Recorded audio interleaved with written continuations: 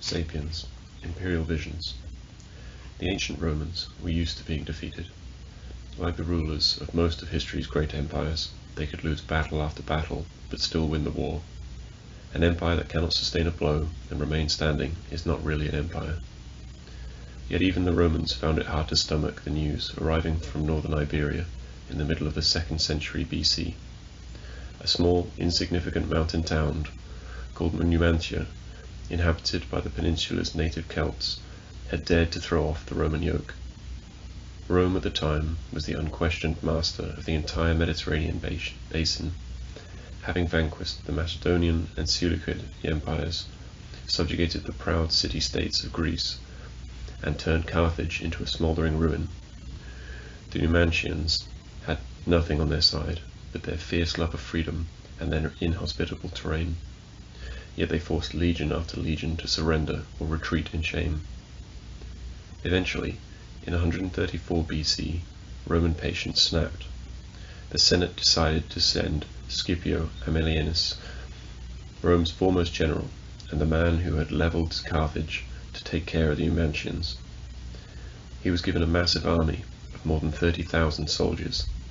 Scipio, who respected the fighting spirit and martial skill of the Numantians, preferred not to waste his soldiers in unnecessary combat.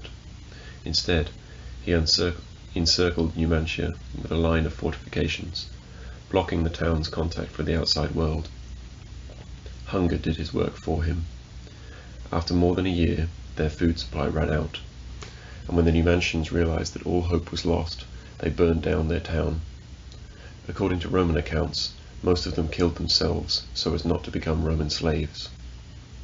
Numantia later became a symbol of Spanish independence and courage. Miguel de Cervantes, the author of Don Quixote, wrote a tragedy called The Siege of Numantia, which ends with the town's destruction, but also with a vision of Spain's future greatness. Poets composed paeans to its fierce defenders, and painters committed majestic depictions of the siege to canvas. In 1882, its ruins were declared a national monument and became a pilgrimage site for Spanish patriots. In the 1950s and 1960s, the most popular comic books in Spain weren't about Superman and Spider-Man. They told the adventures of El Jabato, an imaginary ancient Iberian hero who fought against the Roman oppressors. The ancient Numantians are, to this day, Spain's paragons of heroism and patriotism, cast as role models for the country's young people. Yet Spanish patriots extol the Numantians in Spanish, a Romance language that is a progeny of Scipio's Latin. The Numantians spoke a now dead, lost Celtic language. Cervantes wrote The Siege of Numantia in a Latin script, and the play follows a Greco-Roman artistic model. Numantia had no theatres. Spanish patriots who admired Numantian heroism tend also to be loyal followers of the Roman Catholic Church. Don't miss that first word. A church whose leader still sits in Rome and whose God prefers to be addressed in Latin. Similarly, modern Spanish law derives from Roman law.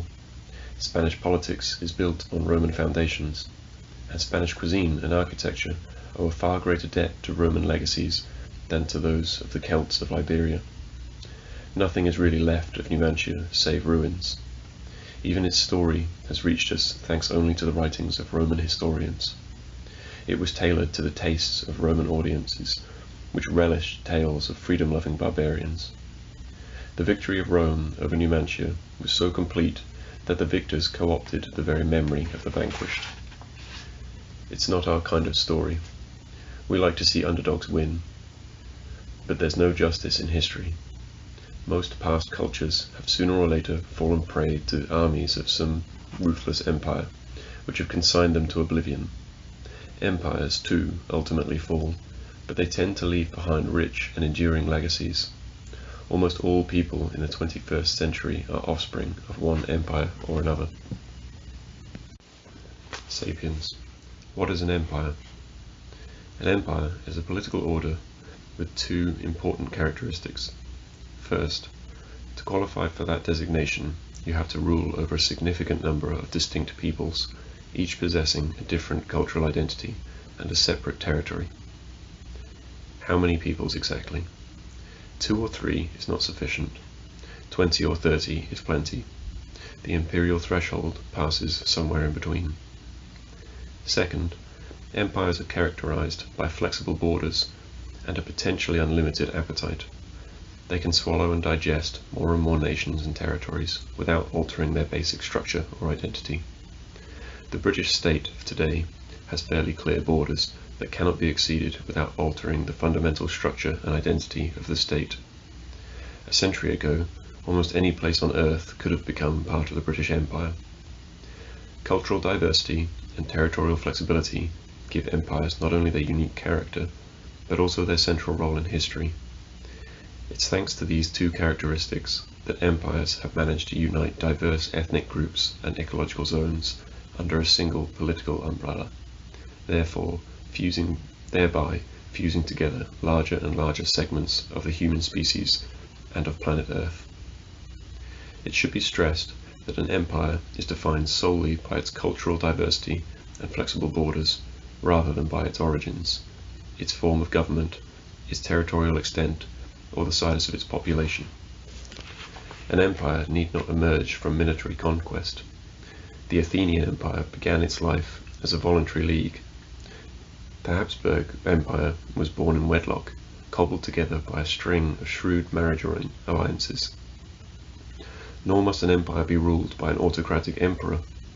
The British Empire, the largest empire in history, was ruled by democracy. Other democratic, or at least republican, empires have included the modern Dutch, French, Belgian, and American empires, as well as the pre-modern empires of Novgorod, Rome, Carthage, and Athens. Size, too, does not really matter. Empires can be puny. The Athenian Empire, at its zenith, was much smaller in size and population than today's Greece. The Aztec Empire was smaller than today's Mexico. Both were nevertheless empires, whereas modern Greece and modern Mexico are not, because the former gradually subdued dozens and even hundreds of different polities, while the latter have not. Athens lorded it over more than 100 formerly independent city-states, whereas the Aztec Empire, if we can trust its taxation records, ruled 371 different tribes and peoples. How was it possible to squeeze such a human potpourri into the territory of a modest modern state?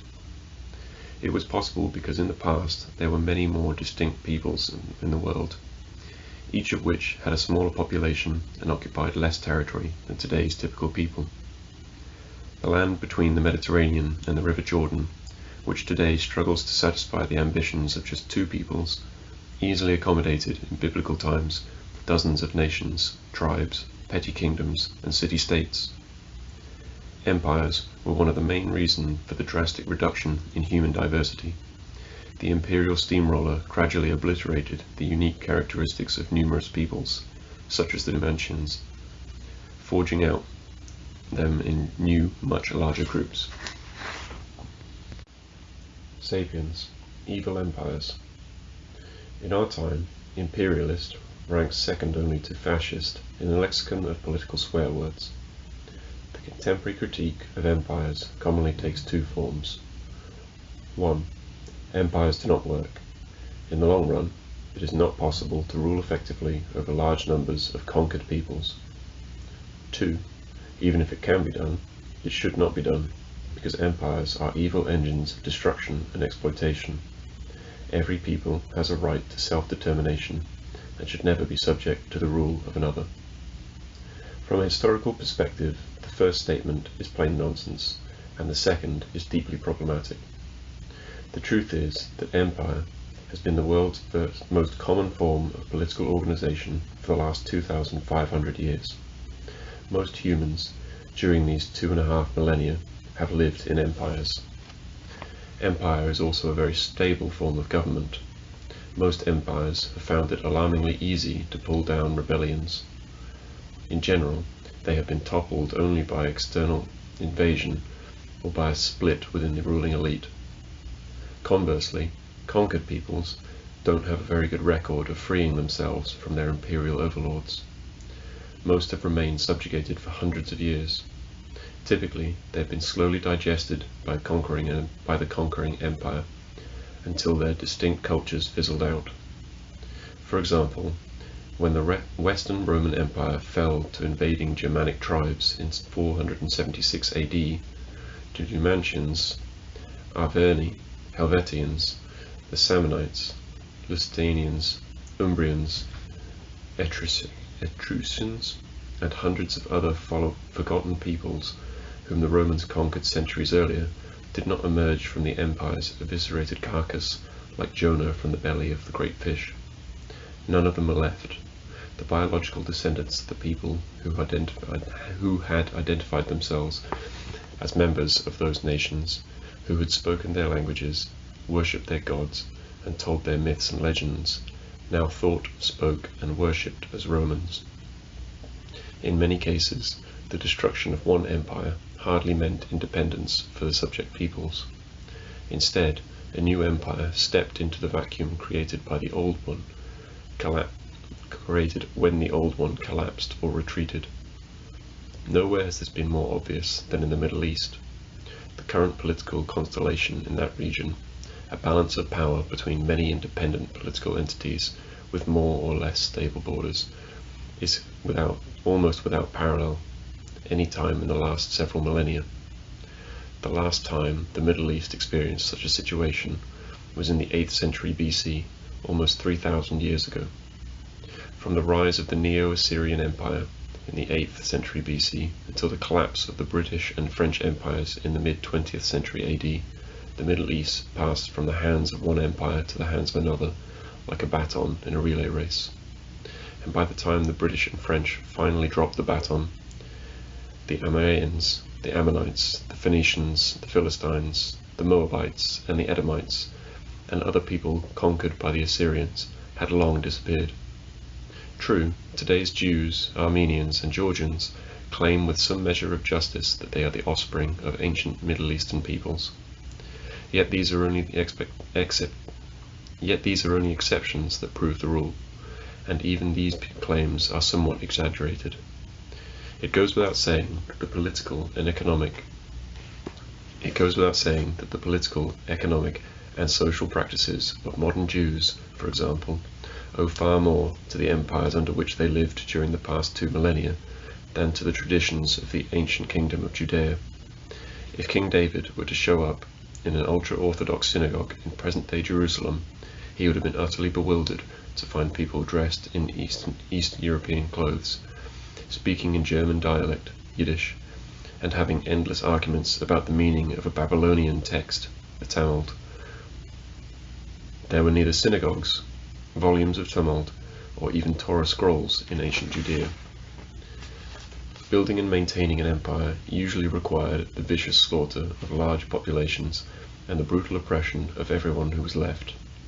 The standard imperialist toolkit included wars, enslavement, deportation, and genocide.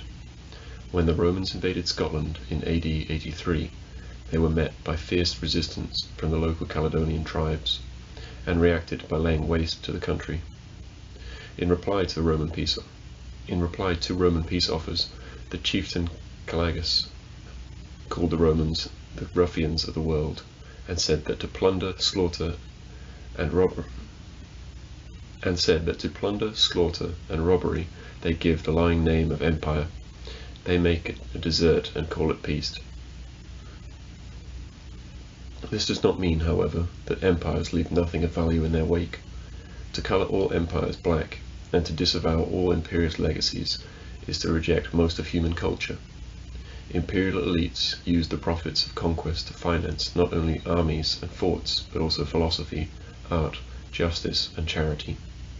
A significant proportion of humanity's cultural achievements owe their existence to the exploitation of conquered populations. The profits and prosperity brought by Roman imperialism provided Cicero, Seneca, and St. Augustine with the leisure and wherewithal to think and write. The Taj Mahal could not have been built without the wealth accumulated by the Mughal exploitation of their Indian subjects, and the Habsburg Empire's profits from its rule over its Slavic and Hungarian and Romanian-speaking provinces paid Haydn's salaries and Mozart's commissions. No Caledonian writer preserved Calicus' speech for prosperity. We know of it thanks to Roman historian Tacitus. In fact, Tacitus probably made it up. Most scholars today agree that Tacitus not only fabricated the speech, but invented the character of Callicus. Calgassus, maybe, the Caledonian chieftain, to serve as a mouthpiece for what he and other upper-class Romans thought about their own country. Even if we look beyond the elite culture and high art and focus instead on the world of common people, we find imperial legacies in the majority of modern cultures. Today, most of us speak, think, and dream in imperial languages that were forced upon our ancestors by the sword.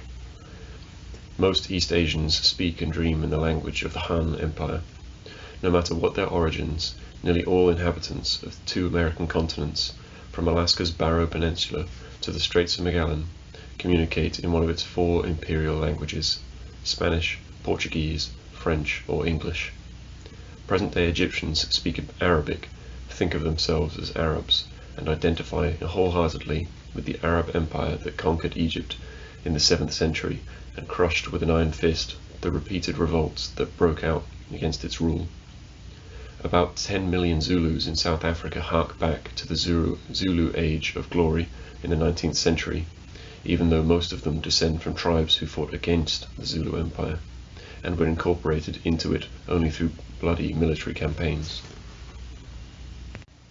Sapiens. It's for your own good.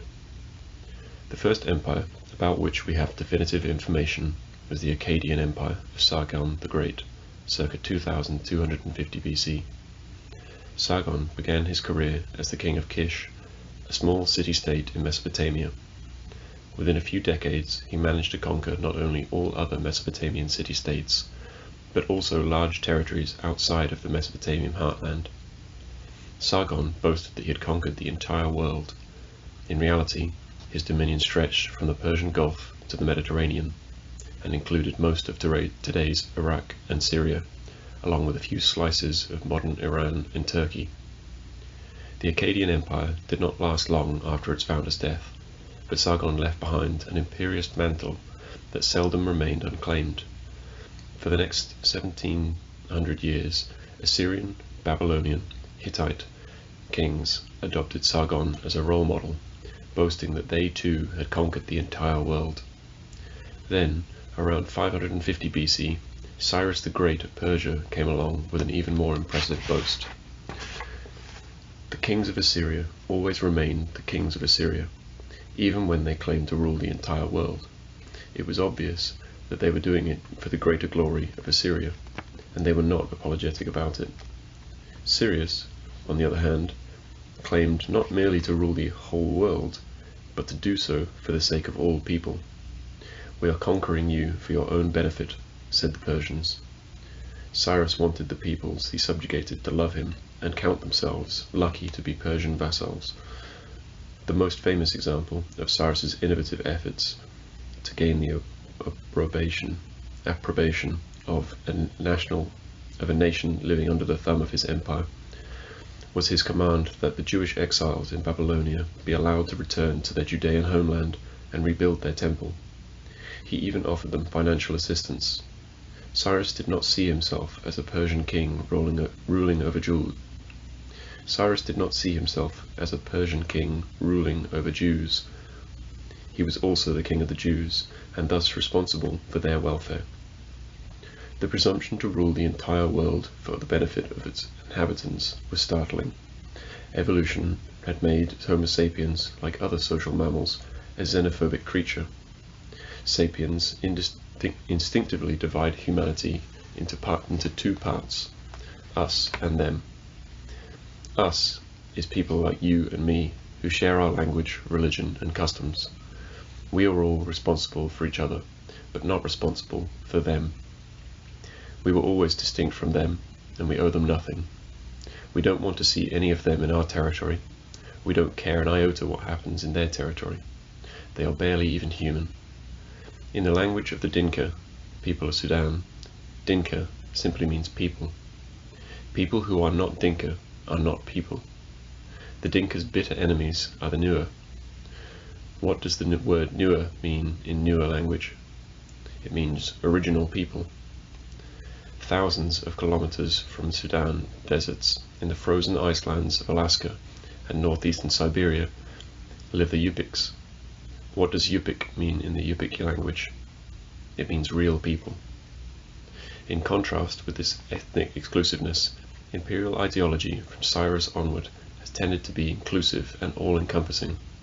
Even though it has often emphasized racial and cultural differences between rulers and ruled, it has still recognized the basic unity of the entire world, the existence of a single set of principles governing all places and times, and the mutual responsibilities of all human beings.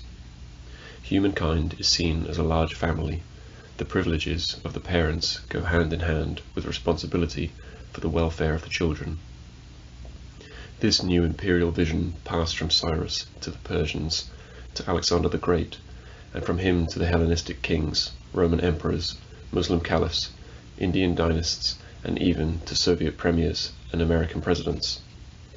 This benevolent imperial vision has justified the existence of empires, and negated not only attempts by subject peoples to rebel, but also attempts by independent peoples to resist imperial expansion. Similar imperial visions were developed independently of the Persian model in other parts of the world, most notably in Central America and the Andean region, and in China. According to traditional Chinese political theory, heaven, Tian, is the source of all legitimate authority on earth. Heaven chooses its most worthy person or family and gives them the mandate of heaven. This person or family then rules over all under heaven, Tianxia, for the benefit of all its inhabitants. Thus, a legitimate authority is, by definition, universal. If a ruler lacks the mandate of heaven, then he lacks legitimacy to rule even a single city.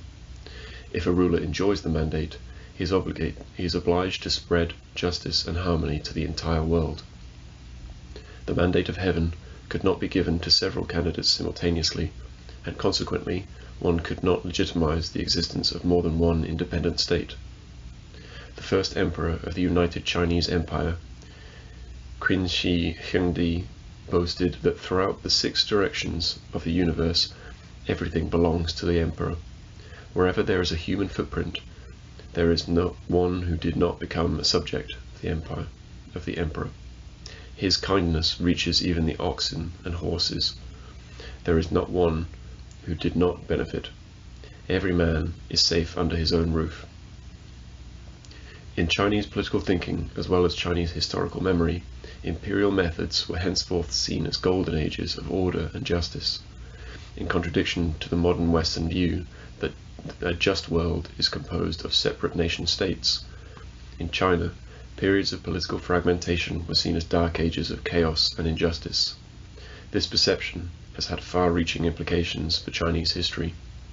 Every time the empire collapsed, the dominant political theory goaded the powers that be not to settle for paltry independent principalities, but to attempt reunification. Sooner or later, these attempts always succeeded. Sapiens, when they become us. Empires played a decisive part in amalgamating many small cultures into fewer big cultures. Ideas, people, goods and technology spread more easily within the borders of an empire than a politically fragmented region. Often enough, it was the empires themselves which deliberately spread ideas, institutions, customs, and norms. One reason was to make life easier for themselves. It is difficult to rule an empire in which every little district has its own set of laws, its own form of writing, its own language, and its own money.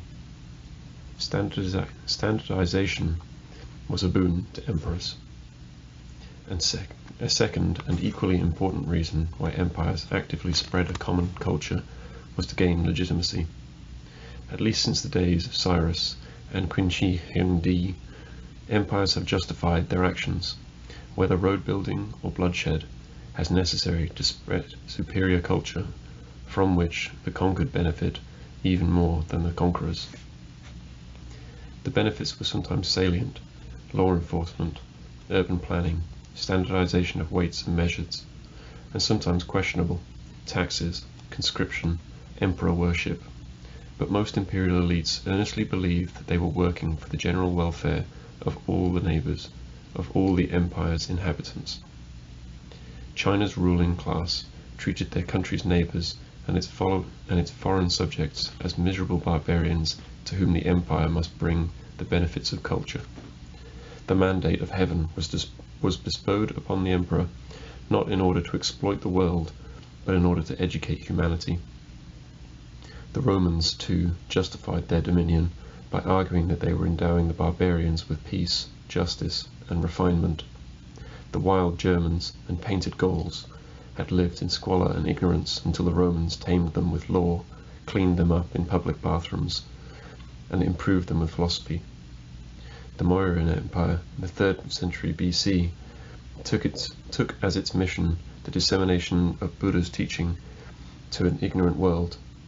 The Muslim caliphs received a divine mandate to spread the Prophet's revelation peacefully if possible, but by the sword if necessary. The Spanish and Portuguese empires proclaimed that it was not riches they sought in the Indies and America, but converts to the true faith.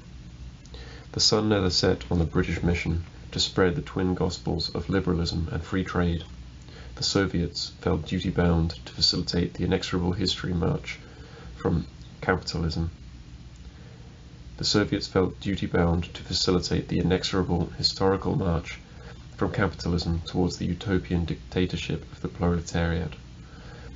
Many Americans nowadays maintain that their government has a moral imperative to bring third world countries the benefits of democracy and human rights, even if these goods are delivered by cruise missiles and F-16s. The cultural ideas spread by empire were seldom the exclusive creation of the ruling elite. Since the imperial vision tends to be universal and inclusive, it was relatively easy for imperial elites to adopt ideas, norms, and traditions from wherever they found them, rather than to stick fanatically to a single hidebound tradition. While some emperors sought to purify their cultures and return to what they viewed as their roots, for the most part, empires have begot hybrid civilizations that absorbed much from their subject peoples. The imperial culture of Rome was Greek almost as much as Roman. The imperial Abbasid culture was part Persian, part Greek, part Arab. Imperial Mongol culture was a Chinese copycat. In the imperial United States, an American president of Kenyan blood can munch on an Italian pizza while watching his favorite film, Lawrence of Arabia, a British epic about an Arab rebellion against the Turks. Not that this cultural melting pot has made the process of cultural assimilation any easier for the vanquished. The imperial civilization may well have absorbed numerous contributions from various conquered peoples, but the hybrid result was still alien to the vast majority. The process of assimilation was often painful and traumatic. It is not easy to give up a familiar and loved local tradition, just as it is difficult and stressful to understand and adopt a new culture. Worse still, even when subject peoples were successful in adopting the imperial culture, it could take decades, if not centuries, until the imperial elite accepted them as part of us. The generations between conquest and acceptance were left out in the cold.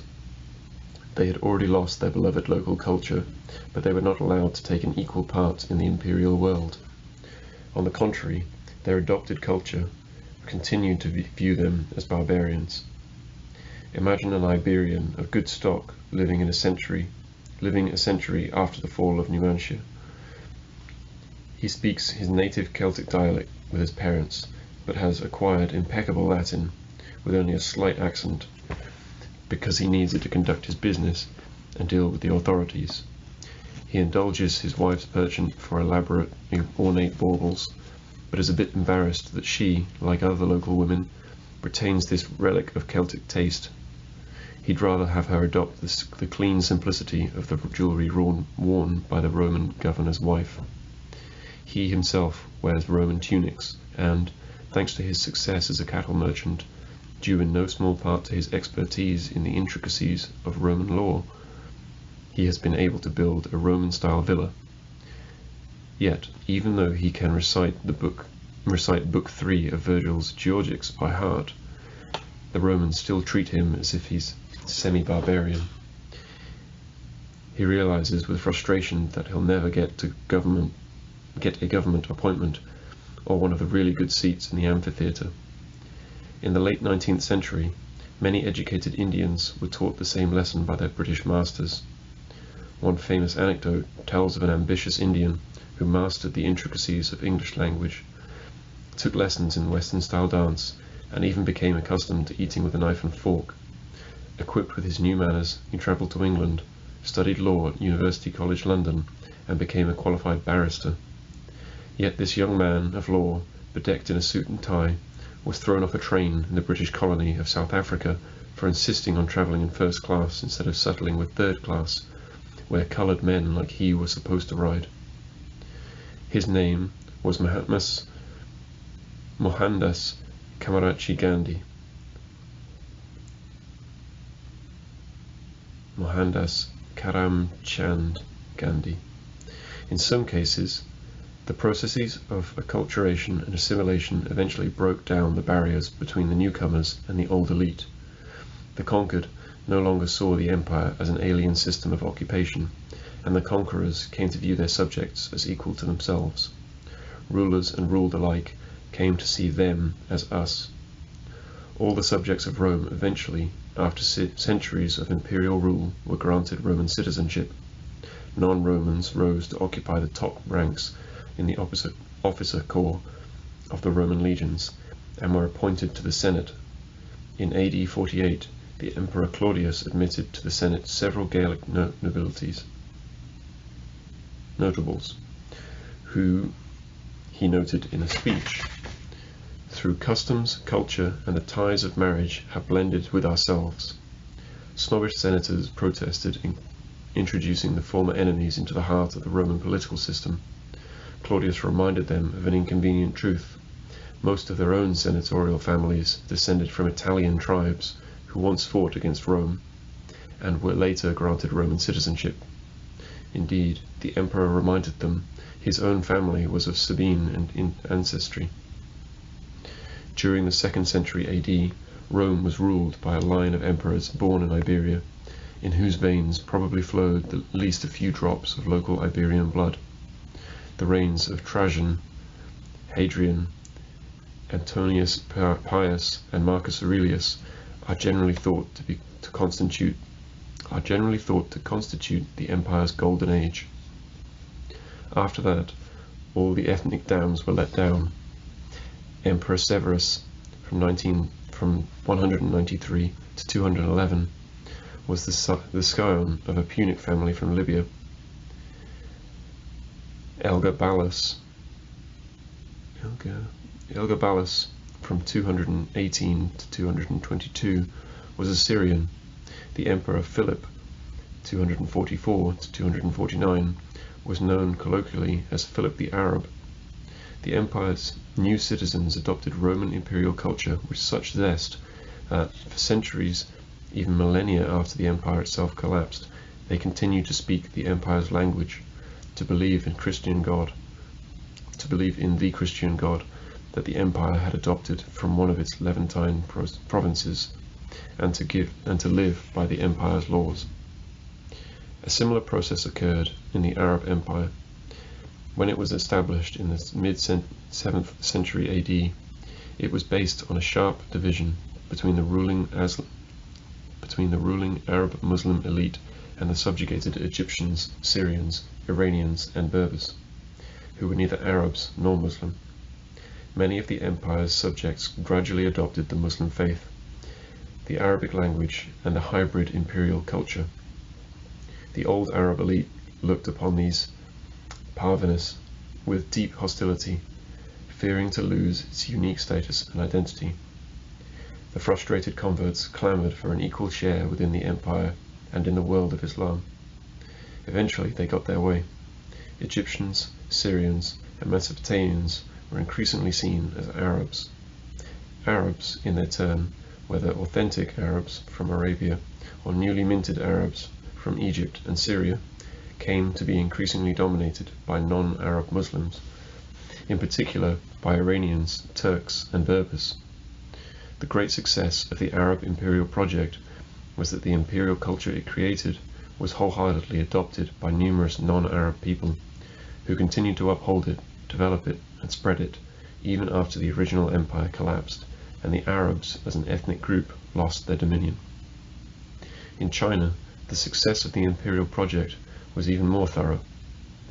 For more than 2,000 years, a welter of ethnic and cultural groups, first termed barbarians, was successfully integrated into imperial Chinese culture and became Han Chinese, so named after the Han Empire that ruled China from 206 BC to AD 220. The ultimate achievement of the Chinese Empire is that it is still alive and kicking, yet it is hard to see it as an empire except in outlying areas such as Tibet and Xinjiang. More than 90% of the population of China are seen by themselves and by others as Han. We can understand the decolonization process of the last few decades in a similar way. During the modern era, Europeans conquered much of the globe under the guise of spreading a superior Western culture. They were so successful that billions of people gradually adopted significant parts of that culture. Indians, Africans, Arabs, Chinese, and Maoris learned French, English, and Spanish. They began to believe in human rights and the principle of self-determination, and they adopted Western ideologies such as liberalism, capitalism, communism, feminism, and nationalism. During the 20th century, local groups that had adopted Western values claimed equality with their European conquerors in the name of those very values. Many anti-colonial struggles were waged under the banners of self-determination, socialism, and human rights, all of which are Western legacies. Just as Egyptians, Iranians, and Turks adopted and adapted the imperial culture that they inherited from the original Arab conquerors, so today's Indians, Africans, and Chinese have adapted much of the imperial culture of their former Western overlords, while seeking to mold it in accordance with their needs and traditions. Sapiens, good guys and bad guys in history. It is tempting to divide history neatly into good guys and bad guys, with all empires among the bad guys. For the vast majority of empires were founded on blood and maintained their power through oppression and war. Yet most of today's cultures are based on imperial legacies. If empires are by definition bad, what does that say about us? There are schools of thought and political movements that seek to purge human culture of imperialism, leaving behind what they claim is a pure, authentic civilization, untainted by sin. These ideologies are at best naive. At worst, they serve as disingenuous window dressing for crude nationalism and bigotry. Perhaps you could make the case that some of the myriad cultures that emerged at the dawn of recorded history were pure, untouched by sin, and unadulterated by other societies. But no culture since that dawn can reasonably make that claim. Certainly no culture that exists now on Earth. All human cultures are at least in part the legacy of empires and imperial civilizations, and no academic or political surgery can cut out the imperial legacies without killing the patient. Think, for example, about the love-hate relationship between the independent Indian Republic of today and the British Raj. The British conquest and occupation of India cost the lives of millions of Indians, and was responsible for the continuous humiliation and exploitation of hundreds of millions more. Yet many Indians adopted, with the zest of converts, Western ideas such as self-determination and human rights, and were dismayed when the British refused to live up to their own declared values by granting native Indians either equal rights as British subjects or independence. Nevertheless, the modern Indian state is the child of the British Empire. The British killed, injured, and persecuted the inhabitants of the subcontinent, but they also united a bewildering mosaic of warring kingdoms, principalities, and tribes, creating a shared national consciousness and a country that functioned more or less as a single political unit. They laid the foundations of the Indian judicial system, created its administrative structure, and built the railroad network that was critical for economic integration. Independent India adopted Western democracy in its British incarnation as its form of government. English is still the subcontinent's lingua franca, a neutral tongue that native speakers of Hindi, Tamil, and Malayalam can use to communicate. Indians are passionate cricket players and chai tea drinkers, and both game and beverage are British legacies. Commercial tea farming did not exist in India until the mid-19th century, when it was introduced by the British East India Company. It was the snobbish British sahibs who spread the custom of tea drinking throughout the subcontinent. How many Indians today would want to call a vote to divest themselves of democracy, English, the railway network, the legal system, cricket, and tea on the grounds that they are imperial legacies? And if they did, wouldn't the very act of calling a vote to decide the issue demonstrate their debt to their former overlords? Even if we were to completely disavow the legacy of a brutal empire in the hope of reconstructing and safeguarding the authentic cultures that preceded it, in all probability, what we would be defending is nothing but the legacy of an older and no less brutal empire. Those who resent the mutilation of Indian culture by the British Raj inadvertently sanctify the legacies of the Mughal Empire and the conquering Sultanate of Delhi. And whoever attempts to rescue authentic Indian culture from the alien influences of these Muslim empires sanctifies the legacies of the Gupta Empire, the Kushan Empire, and the Maurya Empire. If an extreme Hindu nationalist were to destroy all the buildings left by the British conquerors, such as Mumbai's main train station, what about the structures left behind by India's Muslim conquerors, such as the Taj Mahal? Nobody really knows how to solve this thorny question of cultural inheritance. Whatever path we take, the first step is to acknowledge the complexity of the dilemma and to accept that simplistically dividing the past into good guys and bad guys leads nowhere, unless, of course, we are willing to admit that we usually follow the lead of the bad guys. Sapiens, the new global empire. Since around 200 BC, most humans have lived in empires. It seems likely that in the future, too, most humans will live in one. But this time the empire will be truly global. The imperial vision of dominion over the entire world could be imminent. As the 21st century unfolds, nationalism is fast losing ground. More and more people believe that all of humankind is the legitimate source of political authority, rather than the members of a particular nationality, and that safeguarding human rights and protecting the interests of the entire human species should be the guiding light of politics. If so, having close to 200 independent states is a hindrance rather than a help, since Swedes, Indonesians, and Nigerians deserve the same human rights. Wouldn't it be simpler for a single global government to safeguard them? The appearance of essentially global problems, such as melting ice caps, nibbles away at whatever legitimacy remains to the independent nation states. No sovereign state will be able to overcome global warming on its own.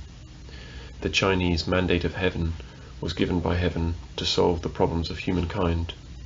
The modern mandate of heaven will be given by humankind to solve the problems of heaven, such as the hole in the ozone layer and the accumulation of greenhouse gases. The color of the global empire may well be green. As of 2014, the world is still politically fragmented, but states are fast losing their independence. Not one of them is really able to execute independent economic policies, to declare and wage wars as it pleases, or even to run its own internal affairs as it sees fit. States are increasingly open to the machinations of global markets, to the interference of global companies and NGOs, and to the supervision of global public opinion and the international judicial system.